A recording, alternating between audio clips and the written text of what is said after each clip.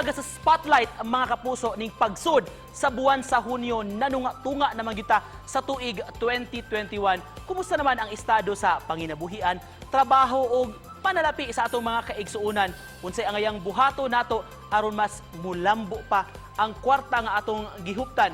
Mga itag tips mga kapuso gikan sa mga eksperto kay karong buntaga makauban nato usa ka insurance executive si Miss Marga Bernardo. Good morning Miss Marga, welcome sa GMA Regional TV Live.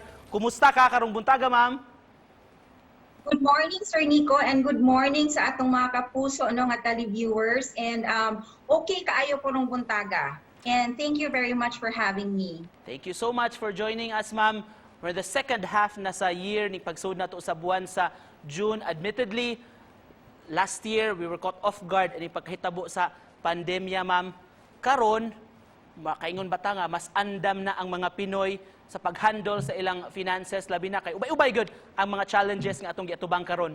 Well, in the second half, maybe ang katong 2020 was a learning experience nga kana bitawng makita man ako karon sa social media no nga ang mga Filipinos, especially mga millennials, surprisingly, they are very keen into saving and looking for ways to invest their money.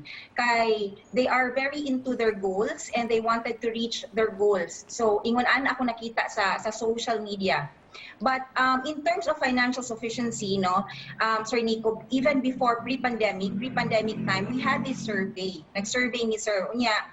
We found out that 24% of the Filipinos always fall short in terms of finances, while 17% lang ang mag-save yun. But that was pre-pandemic time. So karon makaingon yun ko for the year 2021, we are not yet at that point nga we really nadaghan na bitaw yung Pinoy nga into saving. How do we learn to save our money, Miss Marga?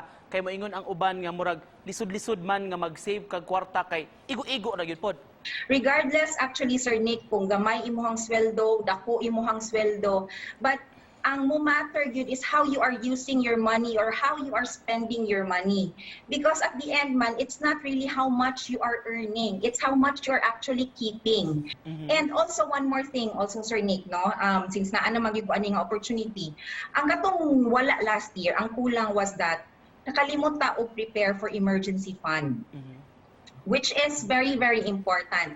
I think that is why most Filipinos really had a hard time last year. Kaya wala man ta naka-prepare. Ang ideal gid ana is 6 times your monthly expenses. Ang purpose ana is that para kung naay mahitabo manggali, nakapangandam ka unya dili ka maglisod ba. You were saying, Miss Marga, mag-set aside ka for savings, for investment. Doon na ba may mga recommended nga percentage kung pila ka porsyento ang imong i-allot for expenses, for savings, for investment and the like? Actually, no, ideally, mo save ka dapat og 20%. Kung kaya lang ha, 20% of your income. Iset aside nimo. Now, there are some people nga, ay, dili man ko kakaya og 20%, murag dako ra man kayo og 20%. Let's start with 10%. If dili pa gid kaya sa 10%, go down to 5%. Ang importante lang gid ha, Sir Nick, no, is the consistency of doing it. Kaya ang nahitabo man gud sa ato ay usually right now is that we spend and then whatever's left, we save it, which is baliktad. Ma'am Marga, mga ilang tips po nimo, how do we grow our money? Kung doon na nakagihuptan nga kwarta karon unsa ayang buhaton, ang uban man gud maingon ta nga i-save, taguan lang, tipigan sa balay, o i-invest ba kaha unsa may maayo?